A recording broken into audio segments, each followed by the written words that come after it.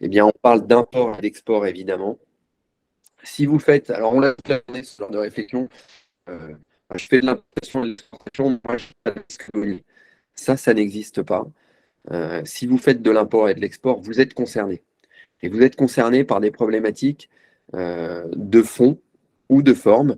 Et donc, pour les problématiques de fond, c'est exactement ce qu'on a sous les yeux.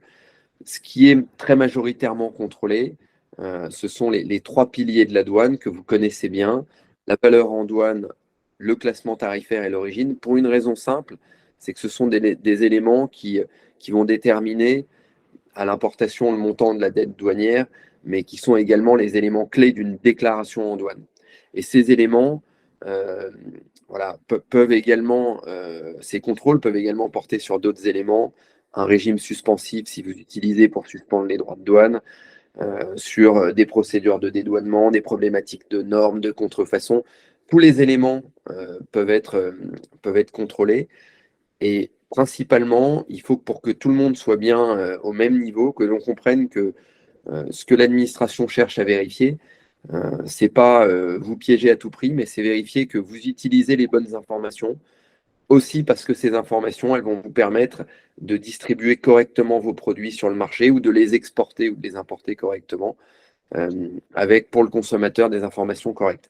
Alors peut-être, Sylvie, si tu veux nous en dire un mot, mais c'est vrai que les contrôles douaniers portent majoritairement sur ces sujets-là. Oui, tout à fait. Effectivement, c'est la majorité des contrôles douaniers, c'est surtout la classification douanière qui, comme tu l'as si bien dit, permet de connaître les documents nécessaires, permet de savoir si une marchandise est prohibée ou pas, si elle est aux normes ou pas. Et ensuite, surtout côté financier, grâce aussi au pays d'origine, permettent d'appliquer les bons droits et éventuellement, s'il y a des mesures de sauvegarde derrière, telles que les anti-dumping qu'on voit sur la slide là, ou des droits compensateurs ou autres.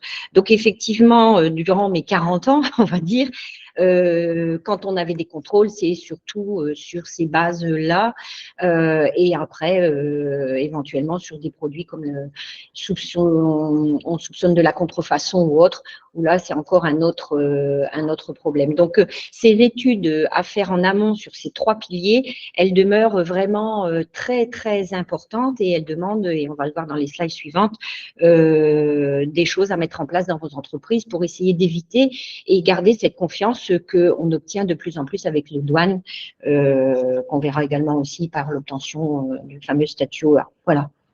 Tout à fait, ouais, merci Sylvie. Bah, effectivement, voilà, ce sont des points à sécuriser. Pourquoi à sécuriser? Parce que, comme on le voit sur ce slide avec Clint Eastwood, eh bien, effectivement, si on sécurise, on anticipe. Alors, je ne peux pas faire un webinaire sans citer l'empereur Napoléon qui disait anticiper, c'est vaincre. J'aurais pu mettre mon petit chapeau au moment de le dire, mais je garde pour la fin. Anticiper, c'est vaincre parce que c'est pas, on ne parle pas de combat, encore une fois, mais c'est simplement que pour qu'un contrôle se déroule bien et que vous puissiez bien répondre aux questions et que ça soit plus agréable pour tout le monde et que l'administration ne perde pas de temps non plus, eh bien, il faut savoir donner les bonnes informations. Donc, quand vous aurez les questions, quel code douanier utilisez-vous, comment les déterminez-vous, eh bien, vous devez pouvoir effectivement présenter correctement ces informations et donc les avoir préparées. Alors, les contrôles douaniers visent tous les importateurs, que vous soyez OEA, pas OEA, que vous ayez des statuts douaniers, que vous soyez gros importateurs, petits importateurs, vous êtes concernés tous à partir du moment où vous faites de l'import et de l'export. Ça peut concerner évidemment plutôt des marchandises sensibles, mais c'est un sujet particulier. Les contrôles sont réalisés soit au niveau national, on parle de la DNRED, Direction nationale du renseignement et des enquêtes douanières, soit au niveau régional, par les SRE, Services régionaux d'enquête, ou les bureaux régionaux. Ce sont vos interlocuteurs douaniers voilà, classiques. Et donc, on a deux types de contrôles. Au dédouanement, la problématique d'un contrôle au dédouanement, c'est que ça bloque le dédouanement et donc la supply chain éventuelle. C'est toujours, ça peut toujours être problématique, d'où l'idée d'avoir bien préparé pour pouvoir bien répondre et permettre à l'administration de libérer la marchandise plus vite, ou postérieurement, ce qu'on appelle les contrôles a posteriori, qui peuvent revenir sur les années non prescrites, on verra après les délais. Et donc, dans ce cas-là, c'est plutôt un contrôle documentaire. Encore une fois, la majorité des contrôles sont plutôt au dédouanement. Je pense que tu seras d'accord avec moi, Sylvie, sur ce point-là. C'est ce que j'allais appuyer également, effectivement, au dédouanant. C'est là le plus on a des contrôles justement pour les normes, etc. Et a posteriori, c'est surtout aussi des contrôles sur les origines qu'il ne faut pas négliger. C'est pas parce qu'on a trouvé combien de droits de douane et quels documents et voir si c'est aux normes, etc. Les origines, elles sont drôlement importantes et elles demandent beaucoup d'attention à ce niveau-là. Et a posteriori, ça peut être ce type de contrôle. Ouais, tout à fait. Tout à fait. Alors, les contrôles peuvent être longs, et puis ce qu'on voit dans le slide suivant, c'est comment sont déclenchés les contrôles. Alors, si j'exagérais un peu, je vous dirais que les contrôles peuvent être évidemment aléatoires. Voilà, c'est une question de timing aussi, puisque en fonction des délais de prescription, la prescription en matière douanière étant de 5 ans, on a tendance à dire que l'administration vient à minima une fois tous les 5 ans. Ça peut être plus régulier, ça peut être plus long. Il y a aussi, on passe un peu vite, hein, mais vous aurez tous sur les slides, vous avez tous sous les yeux, pardon, il y a aussi une notion d'analyse de risque, c'est-à-dire que l'administration fait très bien son travail, elle est capable de dire il y a un secteur qui est plus risqué qu'un autre en ce moment, j'ai redressé une société dans telle région sur ces codes douaniers-là, et donc comme j'ai les statistiques de tous les importateurs qui utilisent ce code douanier, je peux aller vérifier chez les autres s'il n'y a pas ce même type d'erreur, aussi pour les aider à se remettre dans le droit chemin. Donc voilà, c'est à la fois de l'analyse de risque, une question de timing, et aussi les relations que vous entretenez avec votre bureau, de plus ou moins de confiance, d'où l'idée d'être un opérateur qui a bien préparé, parce que quand vous répondez bien à un contrôle, vous en aurez de moins en moins. Souvent, j'ai tendance à dire, si vous êtes très bon dans vos contrôles, vous serez moins contrôlé, et effectivement, c'est souvent le cas. Et on Alors, gagne la part des douanes, ça c'est tout à fait d'accord. exactement. Encore une fois, on est partenaire, hein. Il faut bien garder en tête, l'administration, c'est le partenaire principal. Et donc, on est là pour travailler dans le même sens. Et c'est le cas également pour un contrôle. Alors, on voit après dans notre slide suivant l'idée du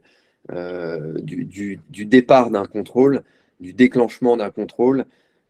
Souvent, comme dans le film Rien n'est déclaré, avec Danny Boone notamment, qu'on voit sous les yeux, on dit donnez-moi tout ce que vous avez, même ce que vous pensez ne pas avoir, parce que les enquêteurs ont des pouvoirs très étendus. Pourquoi est-ce que les enquêteurs ont des pouvoirs très étendus? C'est pas pour vous embêter, c'est tout simplement parce que pour exercer un contrôle à l'importation, il faut pouvoir avoir une palette d'informations et de documents très étendus. L'administration des douanes fait partie des administrations qui ont de ce point de vue-là le plus de pouvoir d'investigation en France. Et c'est tout à fait justifié, puisqu'on parle de droit de visite, on parle d'accès éventuellement locaux, on parle de droit de communication, c'est probablement le plus important, communication des documents. On parle de prise en compte d'éléments, d'audition. Voilà, donc globalement, pour résumer, ce que vous demande l'administration, vous n'avez pas la possibilité de vous y soustraire, sauf cas exceptionnel. Pour une raison simple, c'est qu'elle doit pouvoir exercer sa mission de service public qui est de contrôler les produits qui sont mis sur le marché, notamment pour nous protéger tous les uns les autres en tant que consommateurs finaux. Et je Alors, comment profiterai, se... Pardon, pardon, je t'en prie. et je profiterai justement aussi, tu cites l'article 60 justement où est venu se greffer là récemment des articles complémentaires et donc j'invite aussi les personnes à aller regarder puisqu'il est un peu plus étoffé maintenant et effectivement c'est écrit, c'est dans le CDU et on se doit de respecter aussi les pouvoirs de l'administration. Tout à fait, ouais, l'article 60 de la Code des douanes nationales qui a été réformé. On en dira un mot dans d'autres événements à venir. Ouais. Mais voilà, comment se déroule un contrôle et un contentieux? C'est très simple. Démarrage du contrôle. Vous êtes contacté par l'administration. Vous pouvez avoir un avis de contrôle, c'est généralement le cas, mais ce n'est pas obligatoire, notamment évidemment les contrôles au dédouanement. Ça peut être plus ou moins long, ça va dépendre du cas. Vous avez une phase d'enquête qui se fait notamment par le biais de procès-verbaux. C'est classique, c'est pas parce que vous avez un procès-verbal que vous êtes un fraudeur, c'est toujours comme ça que ça se passe. Ce sont des actes officiels qui reprennent tous vos échanges, qu'il est important de vérifier. Vous avez la possibilité, avec l'administration, de relire le procès-verbal, de dire je modifie telle ou telle déclaration. Vous avez effectivement une méthodologie de réponse à obtenir. On va le voir après. Comment est-ce que bien on peut s'organiser pour bien répondre à l'administration? On le verra plus tard. Et puis, il y a une phase contradictoire très importante, phase contradictoire au cours de laquelle vous allez pouvoir donner tous vos arguments à l'administration. L'administration va vous dire, voilà ce que j'entends notifier. Est-ce que vous êtes d'accord? Est-ce que vous avez des observations à formuler? Et au cours de cette période de 30 jours, eh bien, vous pouvez vous prononcer. C'est une phase très importante parce que c'est là où, globalement, vous pouvez vous défendre avant que soit notifiée officiellement une notification d'infraction. On voit également au slide suivant, après la phase de contradictoire, eh bien, effectivement, on rentre dans ce qu'on appelle une notification d'infraction. C'est la fin du droit d'être entendu. Et au cours de cette notification d'infraction, on va effectivement officialiser l'infraction qui vous est reprochée. Et à partir de là, vous n'avez d'autre choix, soit d'accepter cette notification d'infraction, si de bonne foi vous vous êtes trompé, vous avez commis une erreur, voilà, soit de contester. Et on passe à ce moment-là dans deux phases très différentes. Acceptation de l'infraction, si vous êtes de bonne foi, vous pourrez transiger et clôturer le dossier rapidement. Si vous êtes un fraudeur avéré de mauvaise foi, récidiviste, l'administration pourra décider de vous mettre au pénal, puisqu'on parle de risques pénaux en matière douanière, on y reviendra après. Et si évidemment vous contestez, vous allez enclencher, pareil, une procédure judiciaire à l'encontre de l'administration. Et là encore, vous pourrez discuter des arguments, mais cette fois-ci devant un magistrat. N'allez au contentieux que si vous avez de bonnes raisons d'y aller, puisque en règle générale, la justice française étant bien faite, si vous n'avez pas d'argument, vous serez condamné, sauf que vous perdrez un peu plus de temps. La majorité des contrôles douaniers, 80, je crois que la dernière statistique, c'est 90% des contrôles, se terminent par une transaction. Ça ne veut pas dire que l'administration a toujours raison, mais elle a quand même souvent raison. Mais ça veut dire aussi que parfois, bien, on préfère transiger plutôt que de poursuivre un contentieux qui peut durer des années. Donc, encore une fois, n'aller au contentieux que s'il y a un vrai débat juridique à trancher par un magistrat. Et très souvent, on se dit d'ailleurs avec l'administration, on va aller devant les magistrats puisque les deux interprétations juridiques sont possibles. Et donc, on va aller trancher ça devant des juridictions.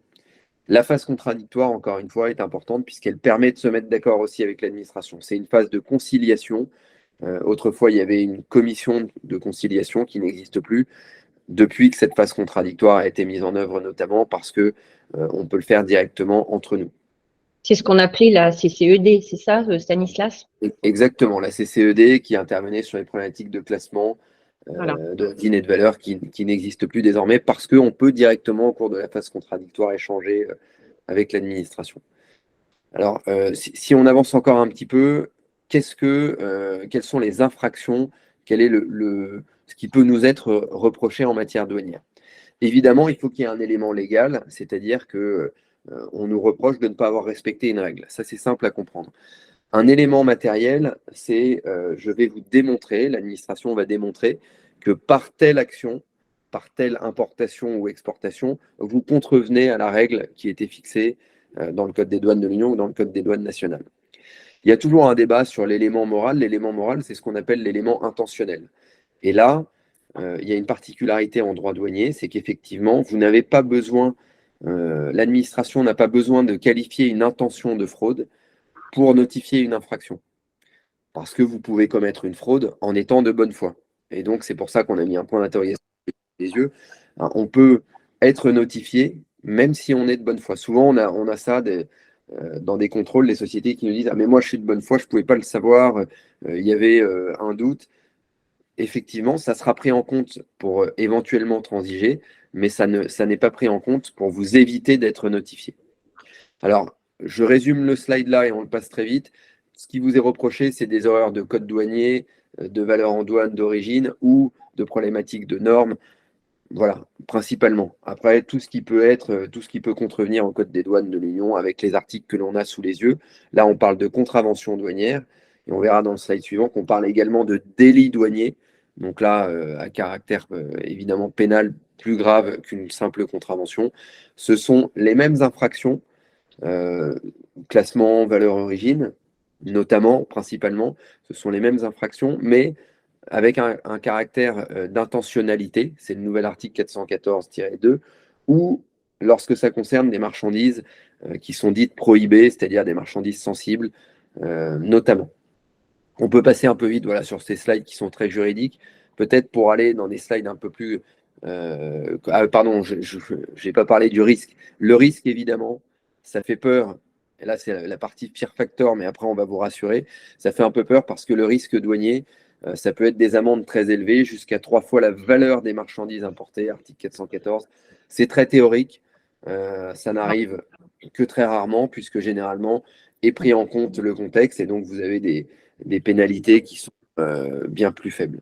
C'est la fameuse transaction, ce que l'on a sous les yeux, qui peut intervenir à tout moment après la notification d'infraction. Et donc à ce moment-là, on pourra évoquer avec l'administration le contexte, la bonne foi. On aura une pénalité plus faible que si on est encore une fois multirécidiviste ou que l'on a fraudé intentionnellement, et on pourra peut-être même ne pas bénéficier d'une transaction. Ça, c'est la clôture des contrôles. Retenez bien que si vous devez communiquer en interne avec vos directions, le fait que le risque soit en théorie, c'est-à-dire ce que prévoient les articles du Code des douanes nationales, très élevé, ça permet aussi parfois en interne de dire, regardez, on a un risque important, donc c'est un sujet important, parce que la douane, ça devient un élément très stratégique de l'entreprise, et ça, il faut que toutes les directions le comprennent, et il faut communiquer en ce sens, notamment par le biais du risque important. Alors, si on poursuit un petit peu maintenant sur la manière de gérer un contrôle, ce que l'on va voir dans les slides suivants, celui-ci, on peut passer vite, j'ai déjà dit, hein, la prescription en matière douanière, 5 ans. L'administration peut revenir 5 ans en arrière. Voilà.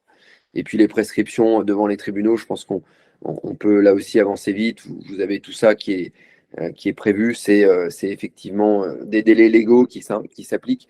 Oui, pardon, j'en profite pour dire que faire avant un contrôle douanier, ça nous fait l'introduction. Avant un contrôle douanier, il faut se préparer. Et le jour où le contrôle arrive, prenez un conseil. Alors que ce soit nous ou un autre, ou que ce soit auprès d'une autre société, peu importe. Mais ne restez pas tout seul à attendre la fin du contrôle pour se dire ah bah en fait j'aurais peut-être dû être accompagné, parce que le contrôle douanier, ça c'est des règles strictes, c'est des délais stricts, et ce sont des éléments qu'on ne comprend pas toujours. Donc c'est important d'être accompagné, même si on n'a pas forcément beaucoup de choses à se reprocher. Alors avant le contrôle douanier, on aime bien citer cette phrase du film La Haine là, qui dit bah, en fait jusqu'ici tout va bien pendant qu'on est en pleine chute. So far, so good, comme on le voit sur l'image. En fait, c'est pas toujours vrai, parce que avant un contrôle, il faut se préparer pour une raison simple, c'est que si l'administration vous contrôle, c'est que probablement vous avez des choses à vous reprocher, notamment pour des contrôles a posteriori, notamment parce qu'il peut y avoir des risques que vous ignorez. Alors, ce qu'il faut faire avant le contrôle douanier, premièrement, vérifier, faites des audits, vérifiez est-ce que mes origines sont bien maîtrisées, est-ce que mes codes douaniers sont bien maîtrisés, etc. Deuxièmement, communiquer en interne, organiser des cafés en interne pour parler de la douane, etc. Et puis, effectivement, essayer d'avoir une veille juridique à minima, avec un œil de juriste, et puis contractualiser avec le représentant en douane, avec les sociétés avec lesquelles vous travaillez, pour être sûr que les éléments douaniers sont sécurisés et que chacun s'engage sur ces éléments douaniers. Alors, si vite, je vais peut-être en dire un mot sur le avant. Donc justement, j'appuie sur ce que tu viens de dire, puisque je le vivais. Donc les formations en interne sont importantes, et quand il y a un contrôle douanier, il faut pas penser qu'il y a que le service douane. Et c'est pour ça que la communication avec surtout le service juridique, les services comptabilité sont importantes. Pareil, faire ces contrôles aléatoires avec la comptabilité pour voir un petit peu si ça match avec ce que nous on fait en études, il faut pas le négliger. La veille douanière au quotidien, ne pas hésiter aussi, parce que on le sait très bien que le langage douanier, c'est pas toujours facile à comprendre, et on a des personnes dans les sociétés qui sont acheteurs internationaux certes, mais les mots douaniers sont pas si simples à bien comprendre. Donc, faut pas hésiter à faire des petits supports, à réunir vos chefs de groupe éventuels pour bien expliquer pourquoi ce règlement il est là, quel but si on ne fait pas bien, si on ne le respecte pas.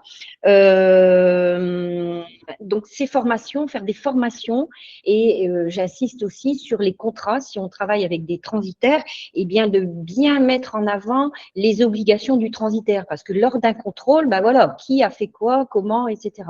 Donc, j'appuie et je me permets d'insister cette partie-là, et plus vous en faites, plus vous avez des doutes. Vous pouvez aussi poser des questions, hein, on a des PAE, on a le grand compte, on a autre. Quand il y a des choses qui ne sont pas, qu'on ne comprend pas très bien, ils sont là aussi pour nous aider. C'est ce que Stanislas disait en début, ils ne sont pas là pour nous enfoncer. Il faut s'en servir, mais il faut s'en servir bien avant d'attendre, de dire, ben voilà, il y a un contrôle, quoi. Et je profite aussi, quand il y a un contrôle, eh bien, on a des gens comme des cabinets d'avocats ou des gens qui ont plus de compétences. Le contrôle, il faut qu'on ait en face une personne qui connaisse le dossier.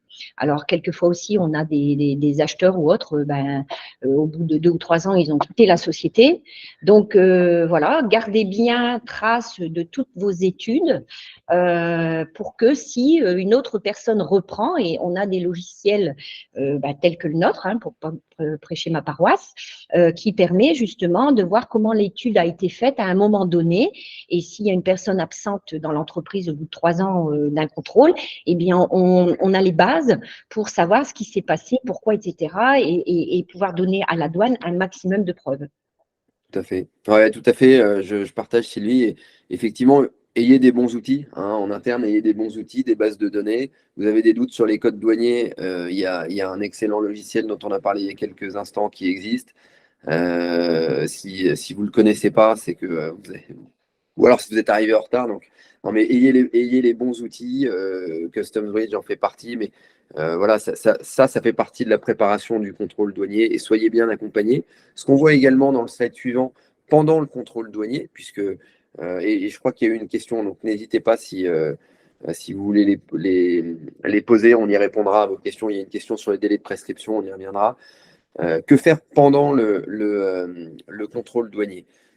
Donc c'est ce qu'on voit au slide suivant. Et bien, pendant le contrôle douanier, déjà, essayez de comprendre pourquoi les enquêteurs sont là. C'est-à-dire qu'on a trop de fois le cas de clients qui nous appellent, je ne sais pas ce qu'ils veulent, je ne comprends pas. Bah, déjà, vous pouvez leur parler, puisqu'on est, voilà, on est encore une fois, on est dans le même bateau. Demandez-leur quelle est la problématique, ce qu'ils recherchent, et ils vous expliqueront. Le comprendre, ça veut dire quoi? Ça veut dire aussi que lorsque vous êtes accompagné, moi, c'est la première chose que je fais quand une société nous appelle, j'ai un contrôle, et ben, on se pose les bonnes questions. On n'est pas là pour cacher des choses, on est là pour comprendre comment est-ce qu'on va pouvoir répondre aux questions. Donc, on se les pose entre nous d'abord. Bah, est-ce que vous avez un doute là-dessus, sur ce code douanier, sur cette origine, etc. Évidemment, on ne se précipite pas. On peut demander des délais, on peut demander à l'administration voilà, de préciser certaines questions. On peut dire qu'on a besoin de l'assistance de certaines personnes de l'équipe pour répondre. On peut avoir besoin d'un calendrier de procédure pour comprendre aussi où on en est.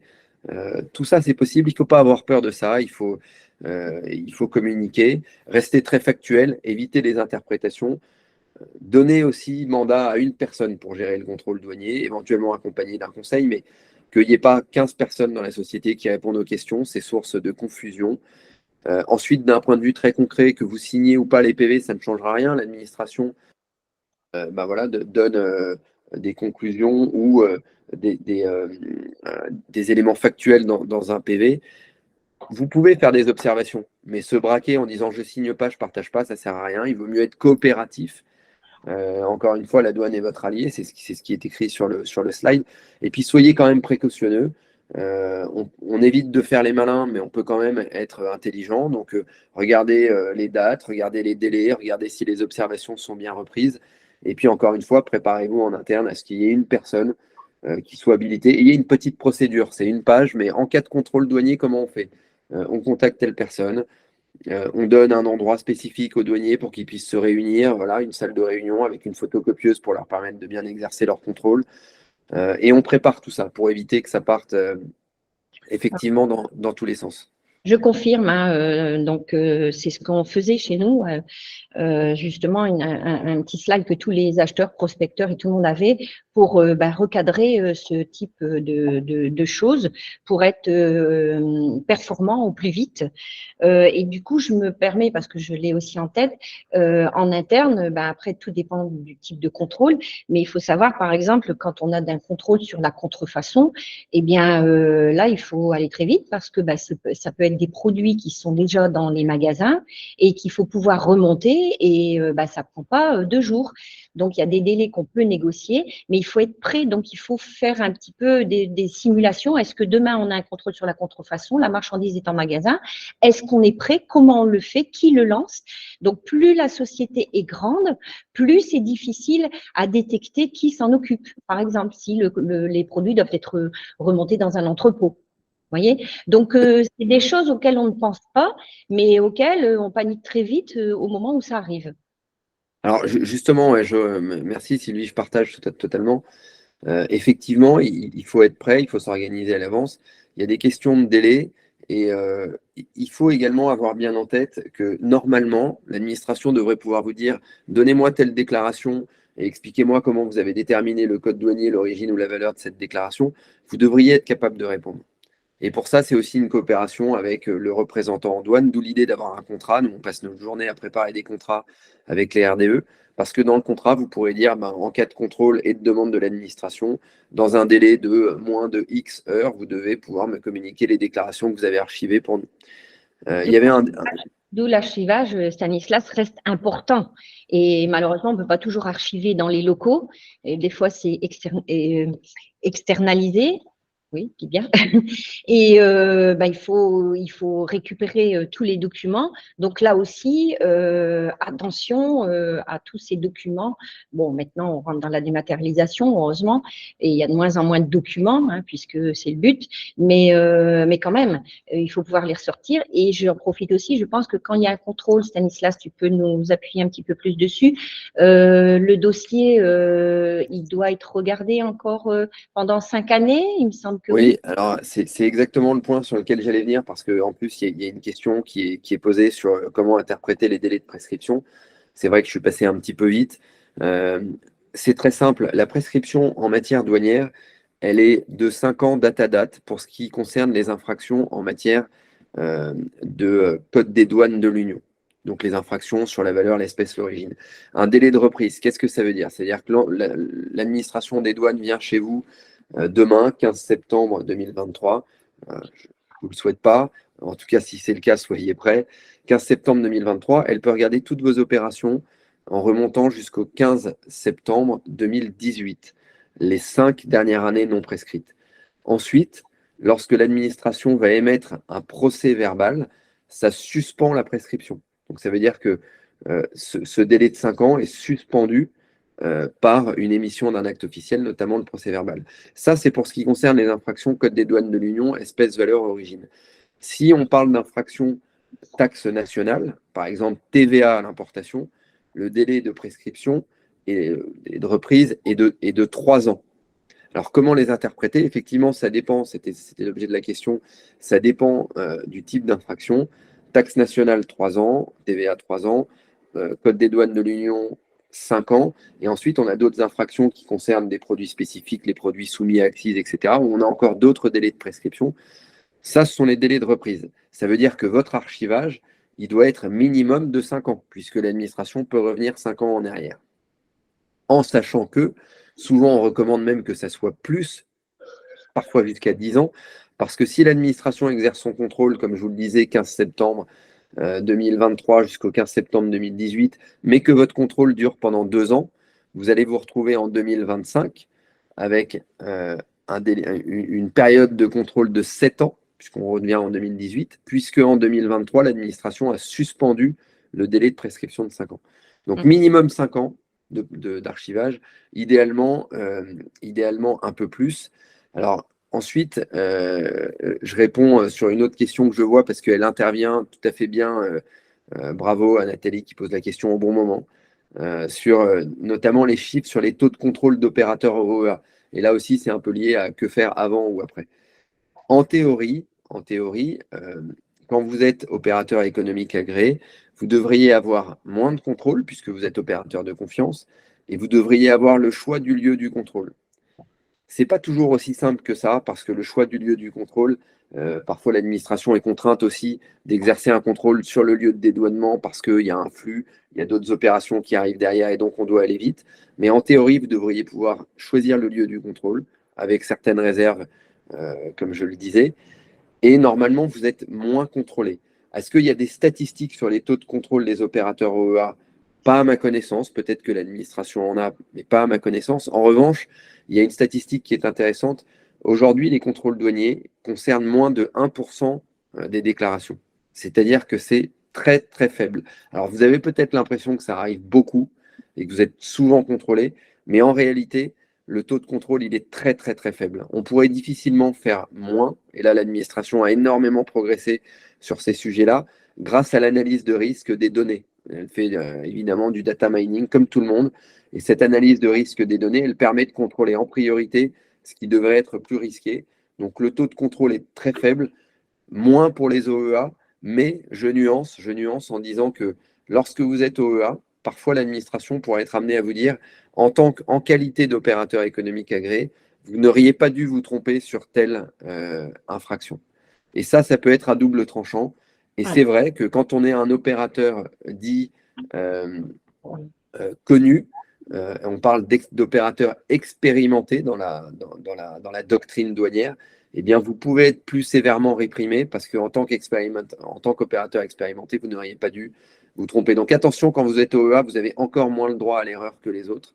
Oui, parce que effectivement, on a gagné la confiance et donc, si je peux ajouter quelque chose, Stanislas, c'est qu'effectivement, quand on est OEA, il ne faut pas aussi hésiter d'indiquer auprès de la douane toute nouvelle procédure qui ne serait pas connue par les douanes, qui n'ont pas fait l'objet du dossier de la demande de statut d'OEA, parce que, comme tu dis, on est moins contrôlé.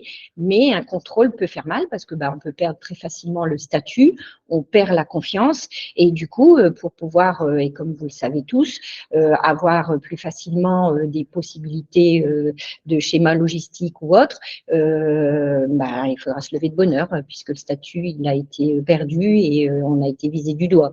Donc, on est OEA, certes, ça demande beaucoup de choses, ça demande beaucoup de contrôle, ça demande beaucoup de ménage dans les entreprises et je trouve que personnellement, c'est très bien.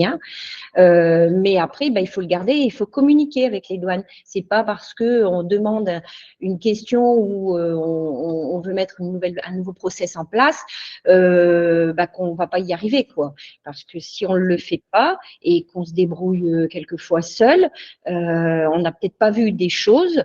Et bien là, ça peut faire mal après, une fois qu'on est contrôlé. Bien sûr, ouais, tout à fait. Merci Sylvie. Il y a une question de Valérie intéressante à laquelle je réponds en direct. Le slide, alors, pour vous dire où on en est, hein. Le slide qu'on a sous les yeux, on va le commenter après, il est important. Ces 3 slides qu'on est en train de dérouler sont très importants, c'est les bonnes pratiques. Ensuite, on ira peut-être un peu plus vite sur d'autres slides qui sont des exemples de jurisprudence, mais c'est important quand même de répondre à vos questions en direct.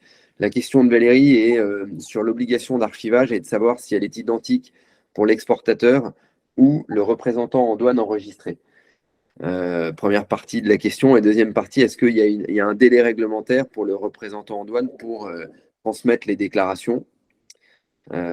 Sur ces 2 premières parties de la question, en fait, le délai d'archivage, il ne porte pas sur l'exportateur et le RDE, il porte sur l'exportateur ou importateur.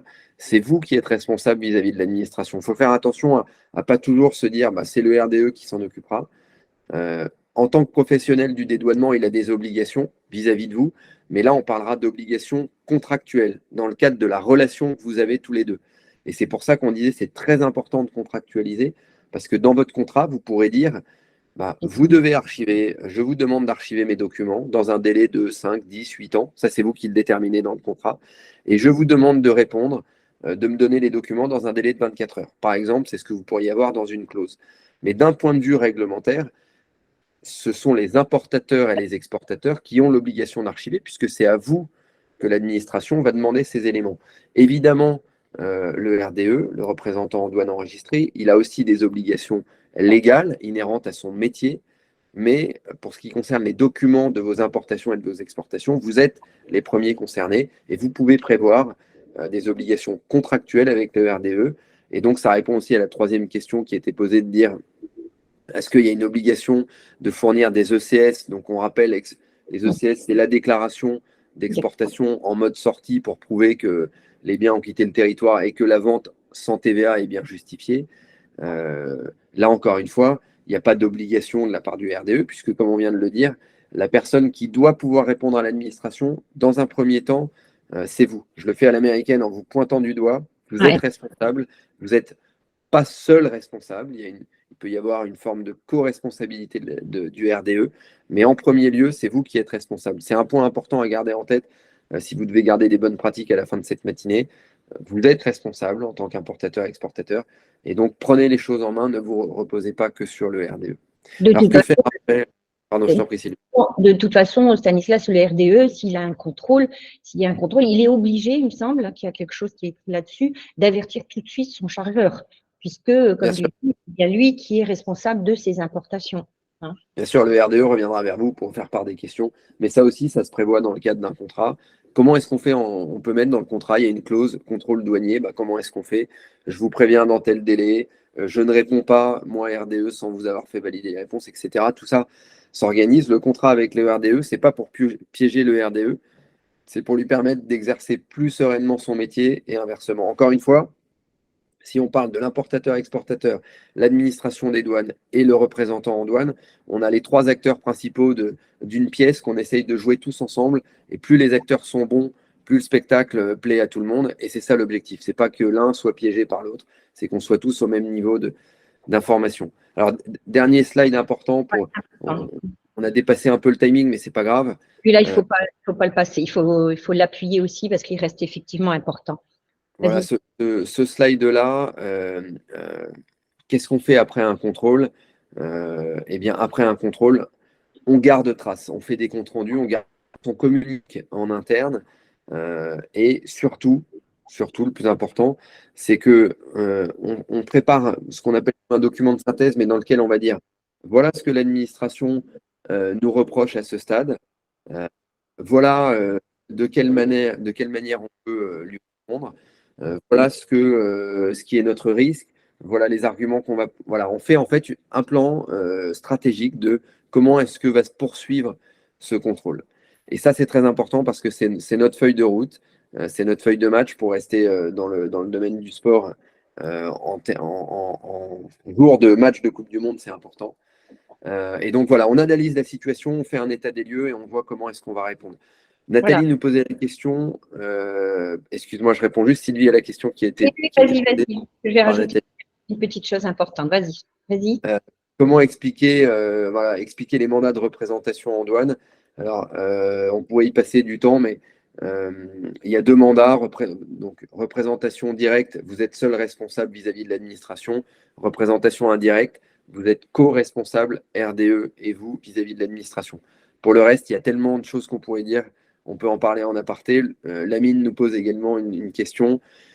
Comment être responsable de l'origine alors que c'est la responsabilité du fournisseur, éventuellement avec une autorisation REX, et comment certifier son origine? Eh bien là, encore une fois, vous dépendez d'informations que vous donne votre fournisseur, mais vous êtes responsable. C'est à vous de vérifier le type d'information qu'il vous donne. Est-ce qu'elle est crédible? Vous achetez un produit avec une origine taïwanaise, mais vous l'achetez à un chinois, peut-être que déjà il y a des questions à se poser. Est-ce qu'on ne peut pas aller vérifier chez le fournisseur les conditions de production? Voilà, encore une fois, ce que vous déclarez, vous en êtes seul responsable et prioritairement, principalement responsable.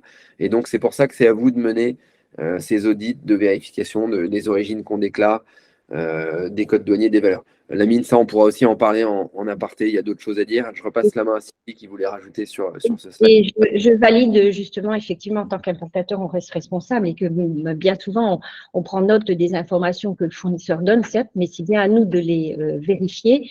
Et il y a des choses qui qui nous alertent des documents que le fournisseur ne peut pas nous fournir, par exemple pour des préférentiels, eh bien, il faut se poser la question. Il faut toujours se dire, c'est même si on a signé un contrat, bon, ça va être mis, les clauses vont être mises dedans, mais il faut le vérifier. Il faut être au regard de toute cette réglementation douanière. Bon, il y a des choses plus simples, mais dès qu'il y a des droits anti-dumping ou des choses comme ça et que le fournisseur ne joue pas le jeu, il faut aller plus loin. Il faut demander des compléments d'information et vérifier avec toutes ces règles d'origine. Alors, je voulais juste rajouter sur que faire, donc juste après un contrôle douanier, il faut aussi surtout avertir ton manager et ta direction, parce qu'effectivement, il y a un contrôle, ça peut très vite se finaliser par des droits et taxes non éludés, mais il faut savoir derrière que ça peut durer même 10 ans. Je sais que durant ma carrière, j'ai déjà entendu ce genre de choses. Et donc, 10 ans, ça dit quoi? Ça dit des frais de stockage. Donc, c'est pour votre pomme.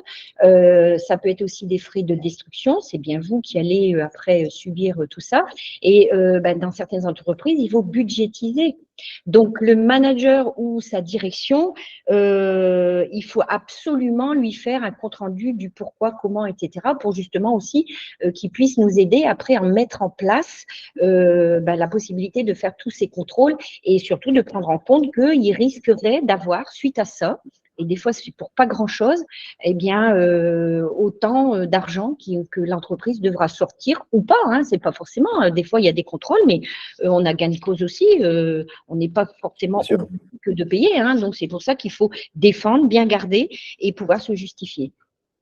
Bien sûr, et merci Sylvie. C'est probablement le dernier propos qu'on va tenir, mais c'est très important de garder en tête que un contrôle douanier, il n'est pas, voilà, vous n'avez pas perdu d'avance, vous pouvez vous défendre.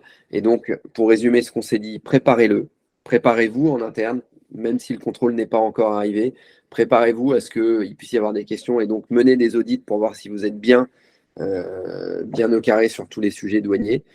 Soyez accompagnés parce que c'est des règles de procédure et des délais très spécifiques, pas simples à comprendre. Soyez accompagnés pour ne rien louper. Et ensuite, ayez une feuille de route en cas de contrôle et de contentieux pour savoir ce que vous allez faire. Je rajoute un dernier point sur cette partie-là, feuille de route. Gardez aussi en tête qu'effectivement, nous, on traite beaucoup de contrôles et de contentieux au cabinet. Et on a effectivement des arrêts favorables, on a des clôtures favorables, l'administration prend position finalement favorablement pour la société. Eh bien, tout ça, c'est possible, notamment parce que on vérifie le fond et la forme.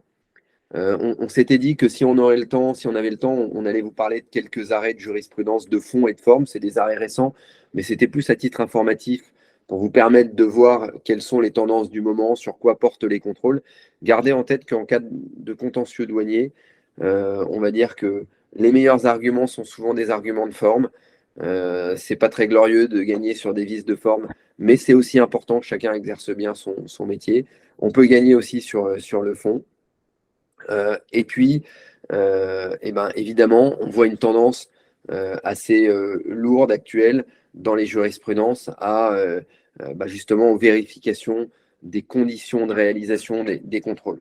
Deux questions qui sont voilà, posées sur le contrôle douanier peut avoir une incidence sur une demande OEA future. Oui, si vous avez une notification, en théorie, si vous avez une notification d'infraction, en théorie, vous ne pouvez pas solliciter un statut OA ou l'obtenir si vous avez une notification, une infraction grave au cours des 3 dernières années. Je dis en théorie parce qu'encore une fois, si c'est une erreur non intentionnelle, assez banale, l'administration ne vous en tiendra pas rigueur, on sera sur du cas par cas, mais ça peut avoir une incidence.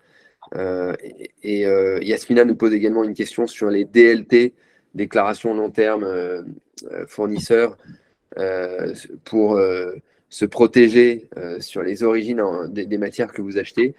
Ça pourra démontrer votre bonne foi, mais ça ne suffira pas à vous prémunir de la notification d'une infraction. Si vous avez déclaré une mauvaise origine, mais que vous êtes fondé que sur ce que vous a donné votre fournisseur, vous êtes quand même responsable. Voilà. Peut-être que vous auriez pu aller vérifier un peu plus. Vous êtes quand même responsable, mais la DLT démontrera que vous êtes de bonne foi.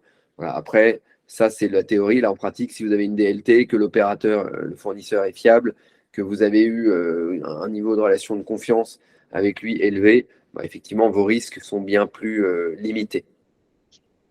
Et je citerai Oui, je t'en aussi, en prie. même temps, pour compléter justement ce webinaire, on a aussi un webinaire sur l'import-export où on va parler justement de la représentation directe, indirecte, et on va donner aussi des conseils justement. Donc, le 26 septembre, eh bien, éventuellement, les personnes qui voudraient en savoir plus, parce que malheureusement aujourd'hui on ne peut pas tout détailler, elles pourront s'inscrire à ce webinaire du 26 septembre où on va un petit peu plus pousser ces éléments. Voilà. Tout à fait. Et je me permets aussi de rappeler que tous ces éléments sur le contentieux douanier, notamment les suites que ça peut avoir, certaines revues d'arrêt de jurisprudence sur le fond et la forme, on sera amené également à en parler avec des témoins privilégiés lors d'un événement Customs Bridge qui se tient, je crois de mémoire, le 17 octobre. Voilà, il y aura probablement des communications sur le sujet, mais on sera amené à en reparler également. On a un peu dépassé le délai, un peu, c'est un euphémisme d'avocat. Les avocats sont très souvent en retard, donc on a un peu dépassé le délai, mais on a essayé de résumer tout ce qu'on voulait vous dire sur comment se prémunir d'un contrôle douanier. Pour finir, gardez bien en tête, on n'est pas dans un combat. L'administration est un allié, mais pour bien vivre un contrôle douanier, il faut y être bien préparé et pouvoir bien répondre. Ça sera plus agréable pour tout le monde, tant pour l'administration que pour les sociétés. Voilà, comme je le disais, les arrêts de jurisprudence, ça va être long, on n'aura pas le temps de les détailler, mais c'était pour vous démontrer un petit peu en matière de code douanier, de valeur d'origine, de droit de la défense, voilà, quelles sont les tendances du moment sur ces arrêts récents que l'on pourra être amené à commenter une prochaine fois ensemble. Il nous reste à vous remercier, à répondre à vos questions si vous en avez, et à vous remercier pour votre participation, nous excuser pour le délai un peu plus long qu'on a pris, mais c'était aussi pour répondre à vos questions, et remercier Hélène, Loïc, toute l'équipe de Custom Bridge qui a organisé ce webinaire avec talent et brio comme d'habitude. Hélène, on te repasse la main s'il y a des questions. Oui. Je sais pas Alors, donc, si vous avez des questions, n'hésitez pas à les poser dans le chat ou à prendre directement la parole pendant le webinaire. On a été un peu victime de notre succès aujourd'hui. Vous avez été très, très, très nombreux à vouloir participer. Et du coup, on n'a pas pu accepter tout le monde, malheureusement. De toute façon, vous allez tous recevoir un mail avec la présentation et le replay du webinaire. Donc, dans la présentation, vous aurez aussi tous les arrêts récents, donc dans la forme et dans le fond, dont Stanislas a parlé, comme ça vous pourrez vous en imprégner. Peut-être que ça serait l'occasion de refaire une deuxième session, hein, Stan, puisque c'est un sujet qui intéresse beaucoup de monde. Donc, il faudrait qu'on se reprogramme ça pour pouvoir communiquer auprès de la centaine de personnes qui n'a pas pu participer du coup, courant octobre. Bien sûr, on pourrait faire sur effectivement un focus sur les arrêts de jurisprudence. C'est toujours intéressant de voir des cas très concrets. Et surtout, je rajouterais, de par mon expérience, il ne faut pas hésiter, alors je ne vais pas dire que c'est une perte de temps, mais il ne faut pas hésiter à